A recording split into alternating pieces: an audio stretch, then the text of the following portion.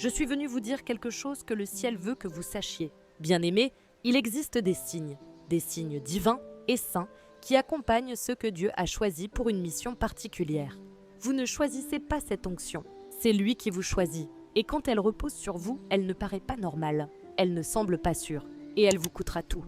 Mais lorsque ces signes commencent à se manifester dans votre vie, vous n'êtes pas simplement oint, vous êtes dangereusement oint. Ce message ne s'adresse pas aux chrétiens ordinaires, il est destiné à celui qui a été marqué dans l'esprit, à celui qui traverse le feu et en ressort avec la gloire. Si vous vous êtes déjà demandé pourquoi vous ne trouvez pas votre place, pourquoi vos combats sont plus rudes, pourquoi votre solitude est plus profonde, c'est peut-être parce que vous portez un poids de gloire que vous n'avez pas demandé. Venez maintenant. Laissez le Saint-Esprit ouvrir vos yeux.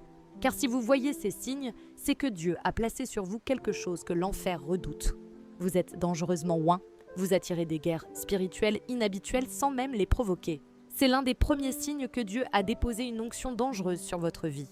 Ce n'est pas quelque chose que vous méritez. Ce n'est pas quelque chose que vous fabriquez. Ce n'est même pas quelque chose que vous comprenez pleinement. Mais au moment où ce manteau tombe sur vous, l'ennemi du monde invisible le détecte avant vous. Vous entrez dans une pièce et quelque chose change. Les gens ne savent même pas pourquoi ils se sentent mal à l'aise près de vous. Vous n'avez rien dit de mal. Vous n'avez rien fait de mal. Mais vous représentez quelque chose qu'ils ne peuvent comprendre. Ce n'est pas vous, c'est ce qu'il y a sur vous lorsque vous êtes dangereusement oint. Les attaques viennent tôt et elles frappent fort. Même enfant, votre vie était sous le feu. Des maladies étranges, du rejet, de l'isolement, des traumatismes émotionnels. Des choses dont d'autres se sortaient aisément, mais dont vous avez dû vous extraire avec douleur. Pourquoi ? Parce que l'ennemi a vu quelque chose en vous. Avant que vous puissiez parler en langue, avant que vous prêchiez un seul sermon, avant que vous priiez avec feu, l'enfer savait qui vous étiez. Le royaume des ténèbres marque ceux qui portent un grand potentiel spirituel. La guerre commence bien avant la scène. Vous affronterez des jalousies que vous n'avez pas provoquées, des rumeurs que vous n'avez pas propagées, des trahisons que vous n'avez pas vues venir. Vous serez opposé là même où vous espériez du soutien. Plus vous essaierez de vous fondre, plus vous serez rejeté. C'est parce que votre onction dérange les esprits qui vivent à l'aise dans le compromis. Dès que vous entrez quelque part avec pureté, consécration et autorité divine, les systèmes démoniaques commencent à trembler. Vous n'avez même pas besoin d'élever la voix. Votre simple présence convainc, votre simple présence dérange, votre simple présence change l'atmosphère. La guerre spirituelle s'intensifie autour de celui qui est dangereusement oint. Ce ne sont pas seulement des attaques personnelles, mais territoriales. Vous vous retrouverez dans des lieux où l'ennemi règne depuis des décennies. Dieu vous envoie dans les ténèbres, non pour vous fondre, mais pour percer. Mais avec cette percée viennent la pression, l'isolement, la fatigue, la tentation. L'ennemi attaquera votre esprit. Il chuchotera des mensonges. Il utilisera des voix familières pour semer le doute et le découragement. Il enverra des distractions, des occasions pour vous détourner, des portes qui semblent venir de Dieu, mais qui sont des pièges. Ce n'est pas parce que vous êtes faible, c'est parce que vous êtes dangereux. Certains pensent qu'être oint signifie être célébré. Mais quand vous êtes dangereusement oint, vous êtes une cible. Même d'autres croyants peuvent ne pas vous comprendre. Ils questionneront vos intentions. Ils vous accuseront d'orgueil alors que vous obéissez simplement. Ils critiqueront votre audace et la traiteront de rébellion. Mais ils ignorent que vous n'avez pas choisi cela. Vous n'avez pas demandé cette huile. Vous ne vous êtes pas porté volontaire pour ce fardeau. Dieu vous a choisi de sa propre main. Il a vu le feu dans votre ventre et a dit « celui-là ». Ce genre de combat ne s'explique pas par la logique. Ce n'est pas une mauvaise saison ni une série de coïncidences. C'est spirituel. C'est calculé et conçu pour vous épuiser. Mais chaque bataille est une confirmation. Chaque tempête est une preuve. Chaque attaque est un signe que l'onction sur votre vie est réelle et dangereuse pour les plans de l'enfer. Vous ne combattez pas parce que vous êtes maudit. Vous combattez parce que vous portez la gloire. L'ennemi ne gaspillerait pas ses ressources sur quelqu'un qui ne représente aucune menace. Quand d'autres autour de vous vivent dans la facilité, vous passez peut-être par le feu, mais ce feu vous purifie. Cette pression vous façonne, cette guerre vous forme. Dieu la permet, non pour vous détruire, mais pour vous préparer à un niveau d'autorité qu'on ne peut imiter. Vous n'êtes pas seulement appelé à crier dans une église, vous êtes appelé à renverser des forteresses. Vous n'êtes pas seulement doué, vous êtes choisi. Vous n'êtes pas simplement oint, vous êtes dangereusement oint, et l'enfer le sait. Vous êtes incompris, même par ceux qui vous sont les plus proches. C'est l'un des signes les plus douloureux de l'onction dangereuse. Quand Dieu dépose quelque chose de rare sur votre vie, cela vous met à part, non parce que vous le désirez, mais parce que l'huile monte toujours au sommet. Elle ne se mélange pas et ne reste pas cachée longtemps. Dès que l'onction commence à opérer en vous, les gens vous voient autrement. Ils ne comprennent pas pourquoi vous êtes soudain plus silencieux, pourquoi vous ne participez plus à toutes les discussions, pourquoi vous semblez distant. Même si votre cœur déborde d'amour, vous avez changé, mais pas comme ils le pensent. Vous n'êtes pas orgueilleux, vous êtes mis à part. Les gens commenceront à dire « Tu crois que tu vaux mieux que nous ?» ou qu'alors que tout ce que vous faites, c'est suivre la direction du Saint-Esprit. Vous serez accusé d'arrogance alors que vous marchez dans l'obéissance. Vous serez critiqué pour votre audace et interrogé sur votre silence. Et le plus douloureux, c'est que ceux qui vous comprendront le moins ne seront pas des étrangers, mais ceux que vous aimez. La famille, les amis, ceux qui vous connaissaient avant que l'huile ne coule. Ils ne voient pas la main de Dieu sur vous, car ils regardent encore qui vous étiez. Ils connaissent votre passé et peinent à reconnaître votre destinée. Même Jésus fut incompris dans sa propre ville. On disait « N'est-ce pas le fils du charpentier ?» parce qu'il ne pouvait pas concilier le divin avec l'ordinaire. Et si le Fils de Dieu lui-même ne fut pas accepté parmi les siens, combien plus serez-vous incompris lorsque Dieu vous appellera à marcher sur une voie plus élevée. Plus vous êtes loin, plus la route devient solitaire. Vous désirez que les gens se réjouissent avec vous, mais au lieu de cela, ils doutent de vos intentions.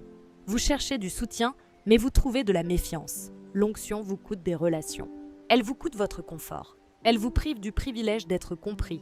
Vous ressentirez le poids de l'isolement. Vous vous assiérez parmi ceux qui autrefois vous accueillaient et maintenant leurs regards ne vous reconnaissent plus. Vous sentirez la douleur d'être mis à l'écart, non parce que vous avez mal agi, mais parce que votre présence leur rappelle ce qu'ils refusent d'abandonner. Votre discipline devient une offense, votre consécration les intimide. Votre soif de Dieu les met mal à l'aise. Ils ne le diront pas à voix haute, mais leur distance en dit long. Ils ne supportent pas ce qui repose sur vous. L'onction a cette manière de vous étirer au-delà de votre cercle. Elle vous éloigne de ce qui est commun et vous attire vers ce qui est sacré. Et cette tension entre l'endroit d'où vous venez et celui où Dieu vous conduit crée des frictions. Les gens s'attendent à ce que vous restiez le même, mais votre esprit ne répond plus à ce qu'il connaissait. Votre appétit a changé. Votre tolérance pour le compromis a diminué. Votre sensibilité spirituelle a grandi.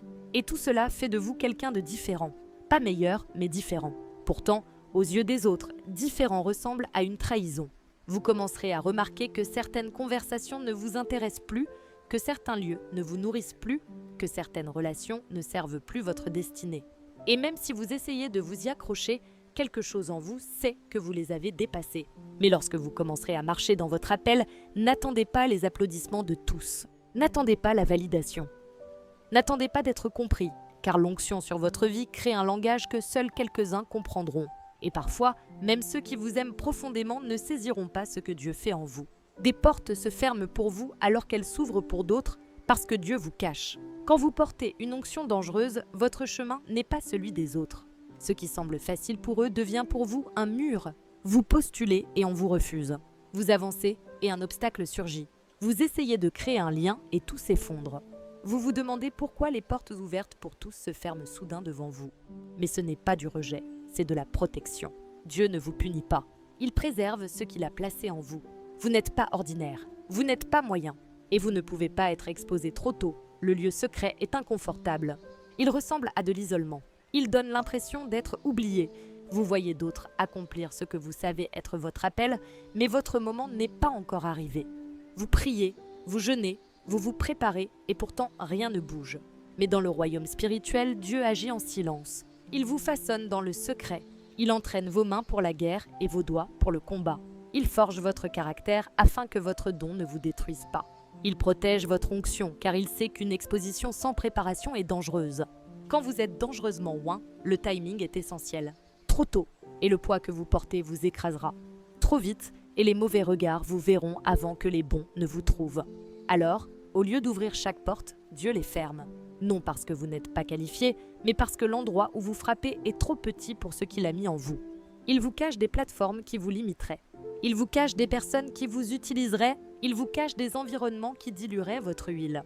Vous ne manquez pas d'opportunités. Vous êtes stratégiquement positionné pendant que d'autres courent matin.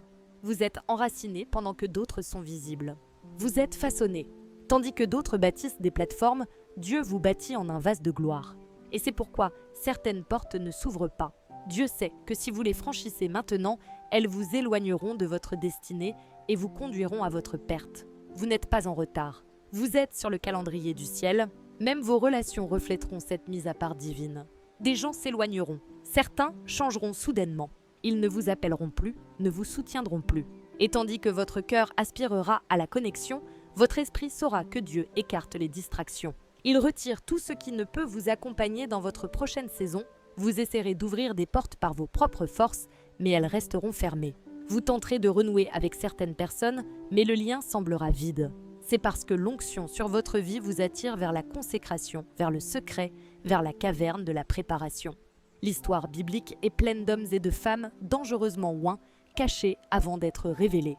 David fut oint, mais retourna garder les brebis. Joseph eut un rêve, mais fut jeté dans une fosse. Moïse fut appelé, mais passa des années dans le désert. Jésus lui-même vécut 30 ans dans l'ombre avant 3 ans de ministère public. Dieu cache profondément ceux qui loin, non pour les punir, mais pour protéger ceux qu'il porte background. Le monde ne vous voit peut-être pas encore, mais le ciel vous observe de près. Les portes fermées sont des signes divins. Vous n'êtes pas oubliés, vous êtes préservés. Dieu vous garde caché jusqu'à la plénitude du temps. Vous portez un fardeau qui n'a pas de sens pour le naturel. Quand vous êtes dangereusement oint, il y a un poids sur votre esprit que les autres ne voient pas et ne comprennent pas. Il vous accompagne le jour et vous parle dans le silence de la nuit. Ce n'est ni de la dépression ni de l'anxiété, mais cela ressemble à une lourdeur. C'est le poids d'une responsabilité divine. C'est l'appel de la destinée qui presse votre âme. Vous marchez avec un cœur bouleversé par ce que d'autres ignorent. Vous pleurez pour des gens que vous ne connaissez pas. Vous ressentez des douleurs qui ne vous appartiennent pas. Vous portez des fardeaux qui n'ont aucune explication naturelle. Ce fardeau ne vient pas de vos émotions, il vient de l'esprit. C'est une mission divine qui hante vos pensées et interrompt votre sommeil. Elle ne vous laisse pas en paix, elle ne vous permet pas de vous installer. Même lorsque tout semble bien autour de vous, quelque chose en vous murmure qu'il y a plus, qu'il y a quelque chose que vous êtes né pour accomplir, quelque chose que vous êtes né pour libérer. Et peu importe combien vous essayez de le taire ou de vous en détourner, le fardeau revient toujours. Vous n'avez peut-être pas toute la vision, mais l'appel est indéniable. D'autres se contentent d'une vie superficielle, mais vous ressentez l'urgence de l'éternité. Vous regardez les gens et voyez leur potentiel. Tu t'assois dans une pièce et tu ressens ce qui n'est pas dit. Tu ne peux pas l'expliquer, mais tu sais. Tu discernes les atmosphères. Tu perçois les esprits. Tu ressens dans la prière des choses qui te font pleurer, non pas parce que tu es triste, mais parce que le fardeau est réel. L'onction t'a donné accès au monde invisible. Et cet accès s'accompagne d'un poids. Il y a des jours où le fardeau devient si intense que tu doutes de ta raison. Tu te demandes pourquoi ton cœur est rempli de choses que tu ne peux exprimer.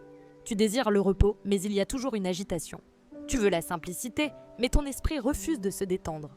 Car lorsque Dieu dépose quelque chose de dangereux en toi, il te garde près du feu. Tu ne peux pas vivre comme tout le monde, tu ne peux pas ignorer.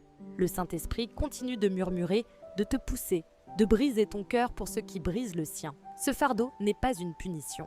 C'est le signe de ton appel. Les prophètes le ressentent. Les intercesseurs vivent avec. Les visionnaires en sont façonnés. C'est ce qui te pousse à genoux quand personne ne te voit. C'est ce qui te fait prier pour des gens qui ne t'ont jamais demandé de prier pour eux. C'est ce qui te pousse à jeûner quand personne d'autre ne le fait. C'est ce qui te garde éveillé quand les autres dorment. Ce n'est pas du théâtre. Ce n'est pas une hyper-spiritualité. C'est le fait d'avoir été choisi pour porter quelque chose d'éternel, quelque chose de saint. Tu peux essayer de fuir, mais le fardeau te retrouvera. Tu peux tenter de l'endormir avec des distractions, mais il se relèvera encore. Car l'onction sur ta vie réclame de l'espace. Elle ne te laissera pas perdre ton temps. Elle ne te permettra pas de te contenter du minimum. Elle ne tolérera pas la médiocrité. Le fardeau est là pour te garder aligné au ciel, sensible à la voix de Dieu et éloigné de la foule. Pendant que d'autres poursuivent les plaisirs, toi tu portes un but. Pendant que d'autres vivent pour l'instant, toi tu es préparé pour ce qui vient. Parfois, tu t'effondres sans raison. Parfois, tu ressens la douleur de personnes qui ne t'ont même pas parlé. Parfois, tu te réveilles avec un sentiment d'urgence sans savoir pourquoi. C'est le fardeau des oints. C'est le signe de ceux qui sont marqués pour quelque chose de plus grand. Tu n'es pas accablé parce que tu es faible, mais parce que tu portes quelque chose de divin. Tu vois les résultats dans l'esprit bien avant qu'ils ne se manifestent dans le physique. Quand tu es dangereusement oint, ta vision change. Tes yeux ne se limitent plus à ce qui t'entoure. Ils sont accordés à ce que le ciel accomplit derrière le voile. Tu commences à discerner des mouvements spirituels qui ne se sont pas encore manifestés dans le naturel. Tu ressens la percée avant qu'elle n'arrive. Tu prophétises des choses qui semblent impossibles, mais ton esprit sait qu'elles sont déjà établies dans le ciel. Ce n'est pas du rêve ou de l'émotion. C'est la clarté qui vient quand ta vie est saturée de l'huile du Saint-Esprit. Les gens autour de toi appelleront cela une illusion. Ils diront que tu vis dans un monde imaginaire. Mais ils ne comprennent pas que l'onction te donne un aperçu du calendrier de Dieu. Tu peux être assis dans un lieu sec, mais tu entends déjà le bruit de l'abondance. Tu peux être entouré de combats, mais tu vois déjà la victoire. Tu peux n'avoir rien dans les mains, mais ton cœur déborde de vision. Tu parles comme si c'était déjà fait, car dans l'esprit, ça l'est. Tu vois le résultat final alors que les autres ne voient que le processus. C'est parce que le ciel t'a déjà montré ce qui vient et ce n'est qu'une question de temps avant que ta réalité ne rattrape ta révélation. Cette capacité à voir dans l'esprit est à la fois un don et un poids. Car lorsque tu vois l'avenir mais que rien autour de toi ne le reflète encore, cela peut être frustrant. Tu peux douter d'avoir entendu Dieu. Tu vois des nations s'ouvrir mais ton ministère n'a même pas encore commencé. Tu vois la guérison couler mais ton corps souffre encore. Tu te vois marcher dans l'autorité mais tes circonstances crient l'imitation. Pourtant, au plus profond de ton âme, il y a une certitude surnaturelle qui refuse d'être ébranlée. C'est la marque de celui qui est dangereusement oint. Tu commences à parler par la foi, non pour impressionner, mais parce que tu ne peux t'empêcher de déclarer ce qui est déjà accompli dans l'esprit. Tu ne parles pas pour plaire aux hommes, tu alignes ta bouche à la pensée de Dieu. Tu n'attends pas l'épreuve pour célébrer, tu loues d'avance, car ton esprit voit déjà la fin. Cette foi dérange les logiques, elle trouble les charnels. Mais pour ceux qui sont éveillés spirituellement, elle a un sens parfait, car lorsque tu es aligné avec l'Esprit de Dieu, tu marches par la foi et non par la vue, non comme une formule, mais comme un mode de vie. Parfois, tu te sentiras en décalage avec le monde. Tes conversations sembleront venir du futur, tes prières paraîtront trop audacieuses, tes déclarations sembleront excessives, mais c'est parce que ton esprit est en avance sur ta réalité. Tu vis selon ce que le ciel a déjà relâché, même si la terre ne l'a pas encore saisi. C'est la tension que les oins portent. Voir la promesse tout en se tenant dans le désert, sentir la pluie quand le ciel est clair, savoir que ton nom est déjà prononcé dans des lieux où tu n'es pas encore entré.